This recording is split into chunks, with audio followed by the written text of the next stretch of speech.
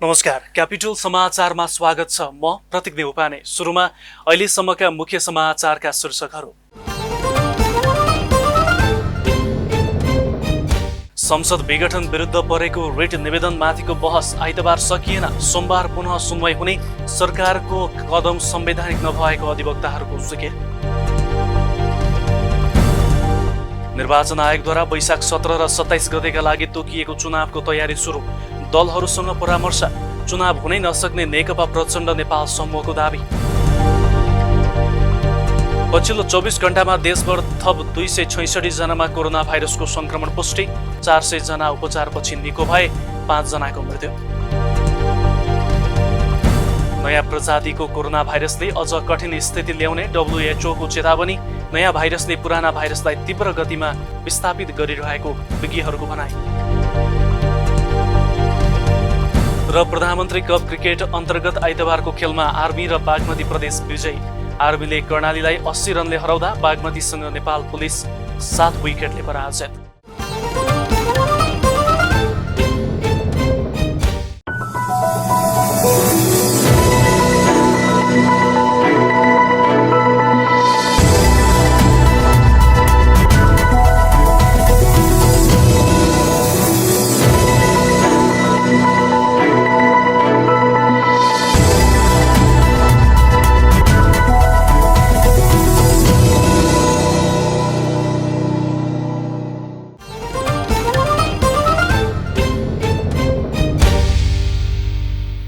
Capital समाचार अब विस्तारमा।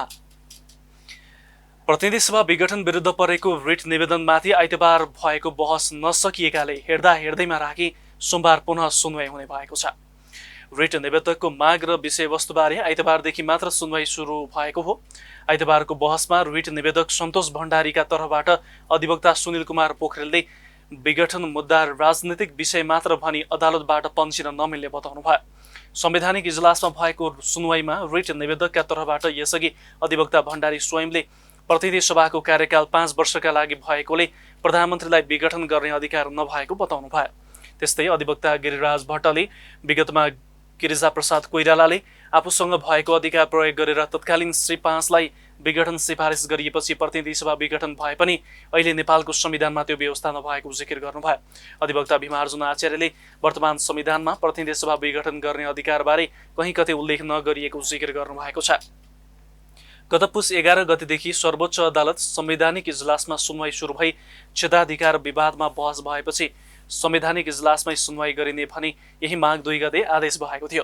प्रधान न्यायाधीश चोलेन्द्र शमशेर जबारा तथा न्यायाधीश विश्वम्भर प्रसाद श्रेष्ठ, अनिल कुमार सिन्हा, सपना प्रधान मल्ल र तेजबहादुर केसीको संवैधानिक इजलासले शुक्रबार संवैधानिक इजलासमै सुनवाई गर्ने तय गरेपछि आइतबारदेखि विषयवस्तुमा प्रवेश गरेर बहस सुरु भएको हो। प्रधानमन्त्रीका सिफारिसमा राष्ट्रपतिले यही पुस 5 गते प्रतिनिधि सभा विघटन गरेको निर्णय विरुद्ध राष्ट्रपति एवं प्रधानमन्त्री तथा मन्त्री परिषदको कार्यालय सभामुखलाई विपक्षी बनाई विघटित प्रतिनिधि सभा सदस्य देव प्रसाद गुरुङ, कृष्णभक्त पोखरेल, शशि श्रेष्ठ र रामकुमारी झाँक्रीका तर्फबाट अधिवक्ता प्रवेश केसीले निवेदन दायर गर्नुभएको थियो। निर्वाचन आयोगले सरकारले तोकेको वैशाख 17 र 27 गतेको प्रतिनिधि सभा निर्वाचनको सम्बन्धमा राजनीतिक दलका नेताहरूसँग छलफल गरेको छ। आइतबार निर्वाचन आयोगले संघीय संसद, प्रदेश सभा र स्थानीय तहमा प्रतिनिधित्व गर्ने राजनीतिक दलहरूसँग घोषित मितिमा निर्वाचन सम्पन्न गराउन निर्वाचन आयोगले गरिरहेको आन्तरिक तयारीको सम्बन्धमा छलफल गरेको हो। छलफलमा आयोगले सञ्चालन गरेको मतदाता नामावली अद्यावधिक गर्ने कार्यक्रम, मतदान स्थल र मतदान केन्द्र पुनरावलोकन कार्यक्रमको बारेमा नेताहरूलाई जानकारी गराई राय परामर्श लिएको निर्वाचन आयोगका प्रवक्ता राजकुमार श्रेष्ठले जानकारी दिनुभयो। घोषित मितिमा निर्वाचन सम्पन्न गर्नका लागि निर्वाचन आयोगले आफ्नो आन्तरिक तयारीका काम कारबाहीहरू प्रारम्भ गरिसकेको छ र राजनीतिक दल सम्बन्धी ऐनको दफा 47मा राजनीतिक दलहरूसँग निर्वाचन सम्बन्धी विषय लगायत आयोगले आवश्यक ठानेका विषयमा परामर्श गर्न सक्ने कानुनी व्यवस्था छ। सोही व्यवस्था अनुसार निर्वाचन आयोगले आज सङ्घीय संसद, प्रदेश सभा र स्थानीय तहमा प्रतिनिधित्व गर्ने राजनीतिक दलहरूलाई आमन्त्रण गरेर आज एउटा अन्तर्क्रिया कार्यक्रम आयोगमा सम्पन्न भएको नेपाल छ। कम्युनिस्ट पार्टी नेकपा पुष्पकमल दाहाल प्रचण्ड माधव कुमार नेपाल पक्षका नेता राजेन्द्र पाण्डेले निर्वाचन आयोगले भने जस्तो निर्वाचन तयारीमा आफूहरू नलाग्ने बताउनु भयो। सर्वोच्च अदालतमा मुद्दा विचाराधीन रहेको अवस्थामा तत्काल निर्वाचनको कार्यक्रम अघि नबढाउन आफूहरूले निर्वाचन आयोगमा आग्रह पनि गरेको उहाँले उल्लेख गर्दै वैशाखमा निर्वाचन आयोगले गराउनै नसक्ने दावी गर्नु भएको छ। सरकारले तपाईहरुसँग निर्वाचनको लागि भनेर हामी निर्वाचन गराउन जाँदैछौँ, विघटन गर्न जाँदैछौँ, कहिले गरौँ भनेर तपाईहरुसँग सल्लाह लियो। निर्वाचन ऐन अनुसार त्यो सल्लाह लिनुपर्ने व्यवस्था पनि छ। के हो भनेर हामी प्रश्न गऱ्यौँ। उहाँहरूले चाहिँ यो अब सल्लाह लिखित दिनुपर्छ भन्ने केही जरुरी छैन, त्यसो हुनाले हामीले सल्लाह दियौँ भन्ने टाइपको, सल्लाह दिएको चाहिँ होइन, सल्लाह दियौँ भन्ने टाइपको त्यसबाट स्केप हुने उपाय गर्नुभयो। नेपाली कांग्रेसका नेता आनन्द प्रसाद ढुङ्गानाले निर्वाचन आयोगको निर्वाचन कार्यक्रमको तयारीको पक्षमा आफूहरू रहेको बताउनु भयो। निर्वाचन आयोगले कुनै पनि समय निर्वाचन गराउन तयार रहनुपर्ने भन्दै उहाँले सर्वोच्च अदालतले संसद पुनर्स्थापना गरे त्यसलाई स्वीकार गर्ने तथा निर्वाचन भए निर्वाचनमा जानको लागि नेपाली कांग्रेस तयार रहेको उहाँको भनाइ छ। कांग्रेस त तपाईँको चाहिँ के हो भने नेपाली कांग्रेस तपाईँको सदैव हाम्रा सभापति पनि भन्नुभएको छ, हामी पनि भनिरहेका छौँ। अब अदालतले गरेर चाहिने पुनर्स्थापना हुन्छ भने हामी त्यसलाई पनि स्वीकार गर्छौँ। होइन भनेदेखि अब अहिले जुन संसद छैन र जनताको प्रतिनिधित्व गर्ने केन्द्र नभएको अवस्थामा यो देशलाई आन्दोलनमा चाहिँ पुर्याउनु त हुँदैन नि। त्यसले चाहिने गरेर निर्वाचन हुन्छ भने त्यो निर्वाचन गर्दा पनि कांग्रेस तयार छ, एकदम तयार। किनभने किन तयार हुने, यदि मानिलिउँ के अरे चाहिने गरेर अदालतले चाहिने गरेर तपाईँको चाहिँ पुनर्स्थापना गरेन भने हामीले आफ्नो तयारी गर्ने कि नगर्ने, राजनीतिक दलको दायित्वभित्र पर्छ कि पर्दैन। त्यसले त्यो चाहिँ पनि हामीले दुई पक्षमा अर्थात् तपाईँको चाहिँ अदालतले चाहिँ गर्ने निर्णयको पनि चाहिँ हामी स्वीकार गर्ने हो र अहिले जुन चाहिँ निर्वाचन आयोगले चाहिँ निर्वाचनको तयारी जो गरेको छ त्यो पक्षमा पनि हामी छौँ। निर्वाचन आयोगले मतदाता नावली अद्यावधिकको काम माघ 15 गतेदेखि 21 गतेसम्म सञ्चालन गर्ने तयारी गरेको जनाएको छ। नेकपा प्रचण्ड नेपाल पक्षका अध्यक्ष पुष्पकमल दाहाल प्रचण्डले आवेग र आक्रोशसहित आन्दोलनमा सक्रिय हुन युवाहरूलाई निर्देशन दिनुभएको छ।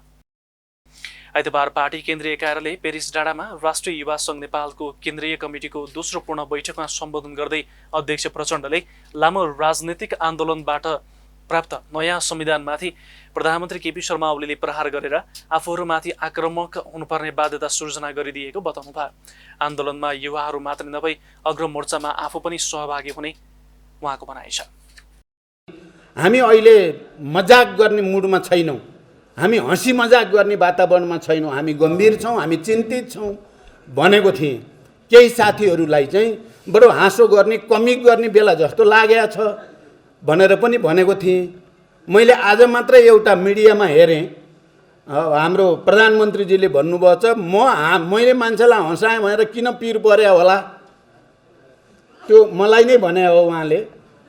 उहाँले मान्छेलाई हँसाउनु भयो त उहाँले हँसाएकोमा मलाई पिर किन परेको होला भनेर प्रश्न गर्नुभएको छ। मलाई पिर पर्ने भन्दा पनि के हो भने नेपाली जनताले 7 दशक लडेर ल्याएको उपलब्धिको हत्या भएको छ, हामी मातम मनाएका छौँ क्या। अध्यक्ष प्रचण्डले संविधानमाथि प्रहार हुँदा सिङ्गो देश स्तब्ध भए पनि प्रधानमन्त्री केपी शर्मा ओली हाँस्दै हिँडेको टिप्पणी गर्नुभयो। प्रधानमन्त्री ओलीले एकताको बेलाका सिद्धान्तलाई अतिक्रमण गरेको तथा पार्टीको संगठनात्मक मूल्य मान्यता बाहिर गएको उहाँको भनाइ छ। आफूहरूले भने कम्युनिस्ट आन्दोलनको एकताको प्रतिनिधित्व गर्न चाहेको अध्यक्ष प्रचण्डले बताउनु भएको छ। जनताको लागि आन्दोलन, गणतन्त्रको आन्दोलन, समावेशिताको आन्दोलन, समानुपातिकताको आन्दोलन, लाखौं लाख जनता सडकमा आउने भनेको त्यो उत्सव हो। मार्चदेखि माओसेतुङसम्म अन्तर्राष्ट्रिय सरबारा वर्गका नेताहरूले आन्दोलन भनेको जनताको उत्सव भनिन्छ। हामी सबै त्यो उत्सवमा नाचेका थियौँ, हामी आन्दोलित थियौँ, उफ्रेका थियौँ, आवेगमा थियौँ, जोसमा थियौँ। तपाईँ रुँदै हिँड्नु भएको थियो त्यो बेला, बैलगाडाको कथा हाल्दै हुन सक्दैन भन्नुहुन्थ्यो। जति बेला जनता र युवाहरू उत्साहित छन्, ठुलो उत्सव मनाइरहेका छन् आन्दोलनको, गणतन्त्रको, तपाईँ रुँदै हिँड्नुभयो, अनौठो गर्नुभयो।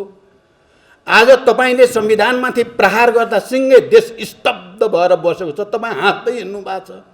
विचित्र यही भयो भनेको मात्रै हो। प्रधानमन्त्री ओलीलाई जनताले प्रधानमन्त्री बनाएको नभई पार्टीले प्रधानमन्त्री बनाएको उहाँको भनाइ थियो। पार्टीको बहुमतको निर्णय मान्ने संसारभरको प्रचलन रहे पनि ओलीले पार्टीको बैठक छलेर हिँड्ने गरेको अध्यक्ष प्रचण्डले आरोप लगाउनु भयो।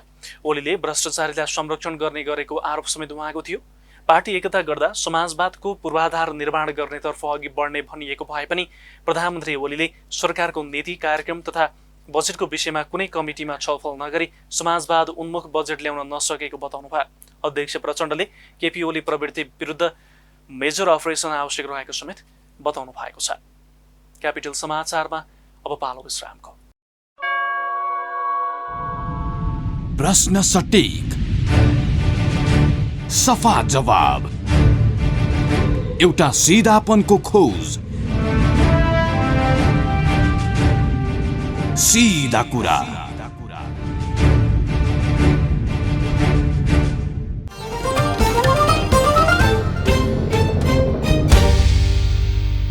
विश्रामपछि क्यापिटल समाचारमा स्वागत छ। अब बाँकी समाचार। पछिल्लो 24 घण्टामा नेपालमा 266 जना कोरोना संक्रमित थपिएका छन्। यससँगै कुल संक्रमितको संख्या 2,67,322 पुगेको स्वास्थ्य तथा जनसङ्ख्या मन्त्रालयले जनाएको छ, जसमध्ये 3,919 जना सक्रिय संक्रमित छन्।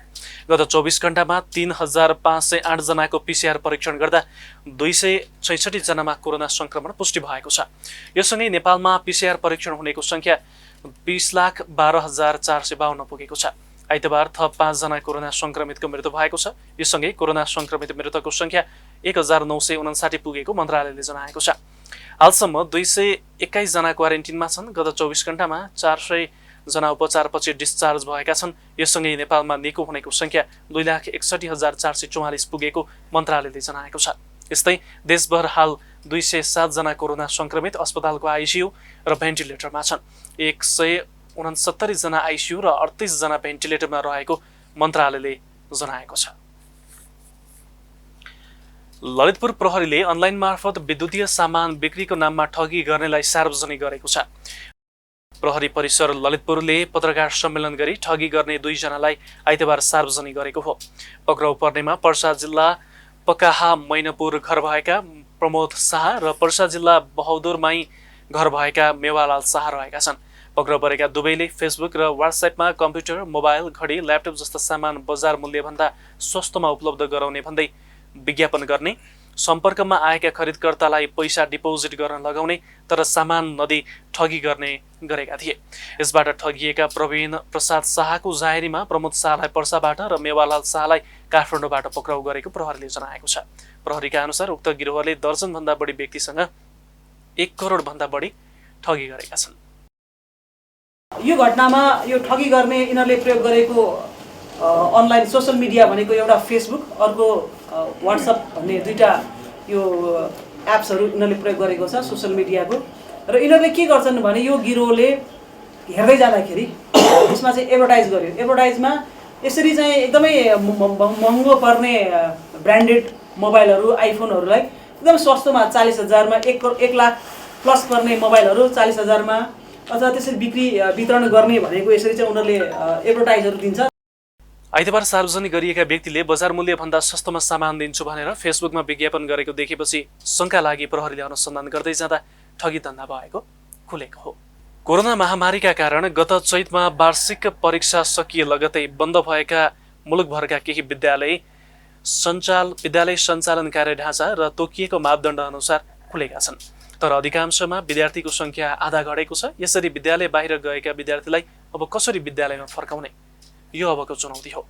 अचला लोहनीको रिपोर्ट। कोरोना महामारीको कारण बन्द भएको शैक्षिक संस्था बिस्तारै सञ्चालनमा आउन थालेको छ। गत वैशाखबाटै शैक्षिक सत्र सुरु भए पनि कोरोनाको कारण विद्यालयहरूले विद्यार्थी तथा शिक्षकको भौतिक उपस्थिति बिनै पठन पाठन चलाइरहेका थिए। सरकारले विद्यालय शिक्षा निर्देशिका जारी गरे पनि विद्यालय खुल्न सकेको थिएन। अन्यलकै बीचमा काठमाडौँ उपत्यकाका स्थानीय तहले माघ 1 गतेबाट विद्यालय खोल्ने अनुमति दिएपछि विद्यालय बिस्तारै सञ्चालनमा आएका छन्। आइतबारबाट केही विद्यालय खुले पनि अधिकांशमा विद्यार्थीको उपस्थिति निकै थोरै छ।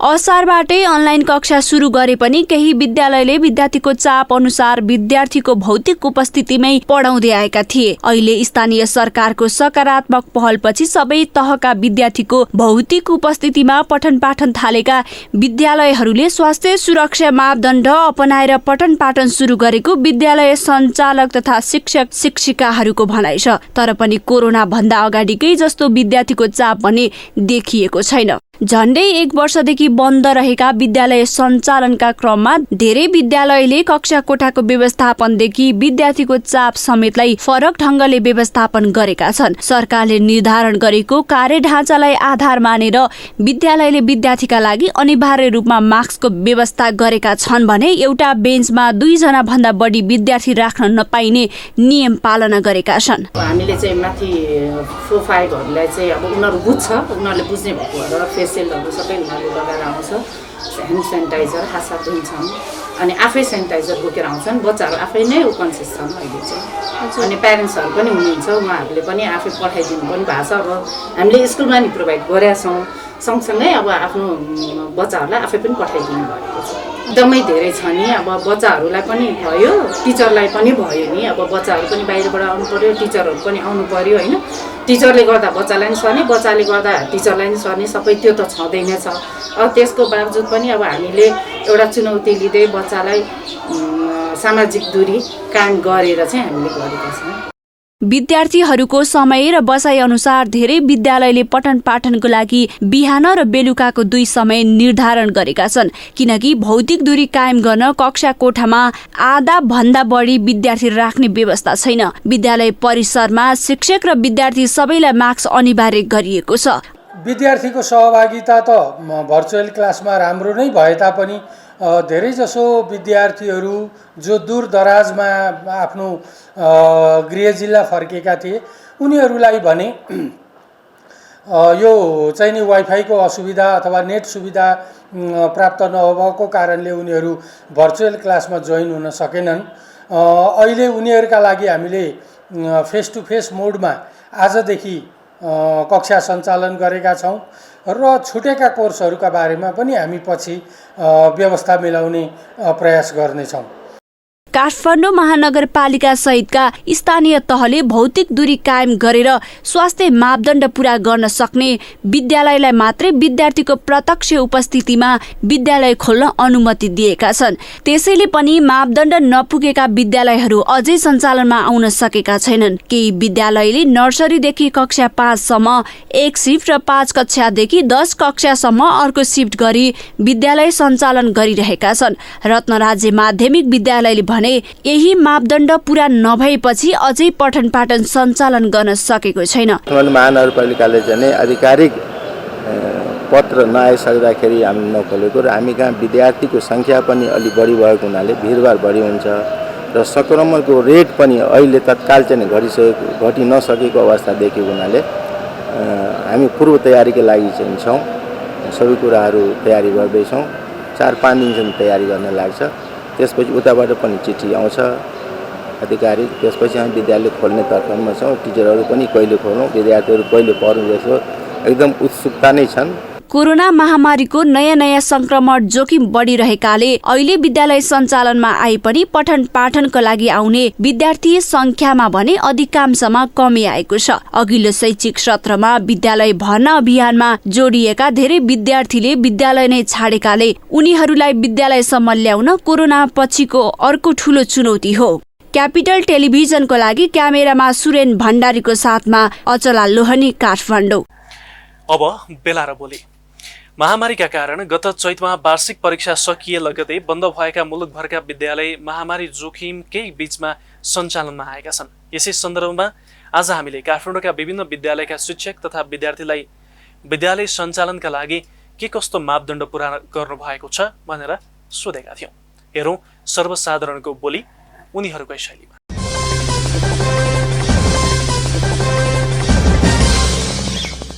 हामीले अब सेनिटाइजर, फेस सिल्ड, मास्कहरू युज गरेर डिस्टेन्स मेन्टेन गरेर पढिरहेको छ। सेनिटाइजर लगाउनुपर्छ, मास्क लगाउनुपर्छ, पेसेन्ट जानुपर्छ।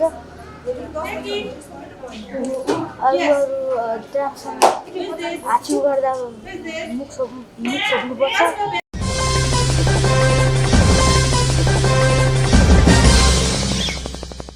क्यापिटल समाचारमा अब पालो विश्रामको। तपाईको परिवेश र बाँकी विश्वका सम्पूर्ण सन्दर्भ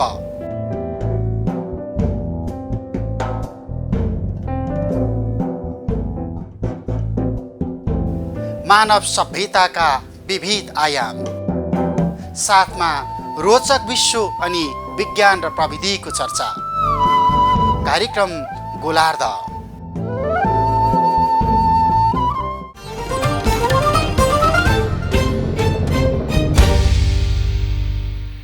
विश्रामपछि क्यापिटल समाचारमा स्वागत छ। अब पालो आर्थिक समाचारको। आइतबार शेयर बजार परिसूचक नेप्से 28.46 अङ्कले बढेको छ। 12.79 अङ्कले वृद्धि भएर 2279.34 अङ्कमा खुलेको नेप्से 28.46 अङ्कले वृद्धि भएर 2315 अङ्कमा बन्द भएको छ, जुन नेप्सेको अहिलेसम्मकै उच्च क्लोजिङ बिन्दु हो। पुस 22 यताको हरेक कारोबार दिन नेप्सेले नयाँ रेकर्ड कायम गर्दै अगाडि बढेको छ। नेप्सेले आइतबार क्लोजिङ बिन्दुमा मात्रै नभएर इन्ट्राडे कारोबारमा पनि नयाँ रेकर्ड कायम गरेको छ। गत बुधबार इन्ट्राडे कारोबारमा 2296.73 अङ्कसम्म पुगेको नेप्से आइतबार उक्त रेकर्ड तोड्दै 2318.66 अङ्कसम्म पुगेको छ। आइतबार आर्थिक वर्षको तेस्रो त्रैमासको पहिलो कारोबार दिन नेप्से 1.24% वृद्धि हुँदा करिब 6.5 अर्ब रुपियाँ बराबरको सेयर किनबेच भएको छ। 50,607 वटा कारोबारमा 208 कम्पनीको 1,50,35,221 किता सेयर किनबेच हुँदा 6,37,42,68,000 रुपियाँ बराबरको कारोबार भएको छ। अब पालो अन्तर्राष्ट्रिय समाचारको।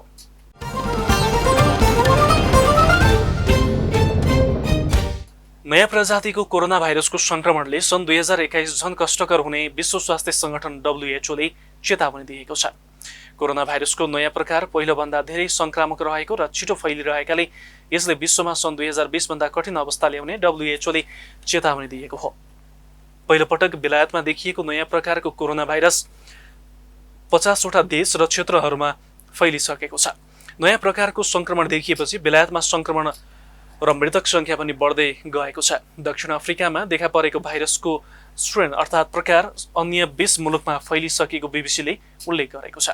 सुरुमा ब्रिटेनमा देखिएको जस्तै अफ्रिकामा पनि अघिल्लो प्रकारको भाइरसभन्दा छिटो विस्तार हुन सक्ने वैज्ञानिकहरूले बताइरहेका छन्।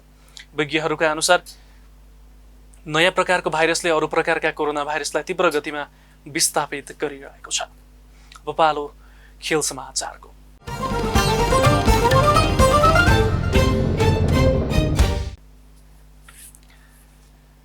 प्रधानमन्त्री कप राष्ट्रिय पुरुष क्रिकेट प्रतियोगितामा विभागीय टिम आर्मीले लगातार तेस्रो जित निकालेको छ। काठमाडौँको मूलपानी क्रिकेट मैदानमा आर्मीले कर्णाली प्रदेशमाथि 80 रनको फराकिलो जित निकालेको हो। आर्मीले जितका लागि दिएको 196 रनको प्रतिस्पर्धात्मक लक्ष्य कर्णाली प्रदेशले 33 ओभर 3 बलमा सम्पूर्ण विकेट गुमाउँदै 115 रन मात्र बनाएको हो। कर्णालीका लागि कप्तान रविन्द्र जङसाईले सर्वाधिक 30 रन बनाउन सफल भए। त्यस्तै हेमन्त ओलीले 17 रन बनाउँदा दिनेश अधिकारीले 12 रन बनाए। बलिङतर्फ आर्मीका लागि शहाब आलम र सुसन भारीले 3 विकेट लिएका थिए। यस्तै आइतबार नै भएको अर्को खेलमा बागमती प्रदेशले सहज जित निकालेको छ। विभागीय टोली नेपाल पुलिस क्लबलाई 7 विकेटले हराउँदै बागमती प्रदेशले सहज जित निकाल्न सफल भएको हो। कीर्तिपुर स्थित त्रिवी क्रिकेट मैदानमा पुलिसले जितका लागि दिएको 112 रनको लक्ष्य बागमती प्रदेशले 34 ओभर 4 बलमा 3 विकेट गुमाउँदै 114 रन बनाएर पूरा गरेको हो। बागमतीका लागि पृथ्वी बास्कोटाले सर्वाधिक 48 रनको योगदान गरेका थिए। बलिङतर्फ पुलिसका लागि दिपेन्द्र सिंह ऐरी र ललित नारायण राजवंशीले समान 1-1 विकेट लिएका थिए। प्रतियोगितामा सोमबार कीर्तिपुरको मैदानमा सुदूरपश्चिम प्रदेश र बागमती प्रदेश तथा गण्डकी प्रदेश र प्रदेश 1 बीच मूलपानी मैदानमा प्रतिस्पर्धा हुनेछ। यो सँगै हामी क्यापिटल समाचारको अन्त्यमा छौं। अन्त्यमा मुख्य समाचारका शीर्षकहरू फेरि एकपटक। संसद विघटन विरुद्ध परेको रिट निवेदनमाथिको बहस आइतबार सकिएन। सोमबार पुनः सुनवाई हुने सरकारको कदम संवैधानिक नभएको अधिवक्ताहरूको जिकिर। निर्वाचन आयोगद्वारा वैशाख 17 र 27 गतेका लागि तोकिएको चुनावको तयारी सुरु। दलहरूसँग परामर्श, चुनाव हुनै नसक्ने नेकपा प्रचण्ड नेपाल समूहको दाबी। पछिल्लो 24 घण्टामा देशभर थप 266 जनामा कोरोना भाइरसको संक्रमण पुष्टि, 400 जना उपचारपछि निको भए, 5 जनाको मृत्यु। नयाँ प्रजातिको कोरोना भाइरसले अझ कठिन स्थिति ल्याउने WHO को चेतावनी, नयाँ भाइरसले पुराना भाइरसलाई तीव्र गतिमा विस्थापित गरिरहेको विज्ञहरूको भनाइ। र प्रधानमन्त्री कप क्रिकेट अन्तर्गत आइतबारको खेलमा आर्मी र बागमती प्रदेश विजयी। आर्मीले कर्णालीलाई 80 रनले हराउँदा बागमतीसँग नेपाल पुलिस 7 विकेटले पराजित।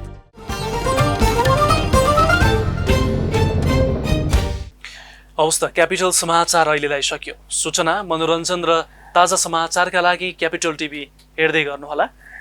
नमस्कार।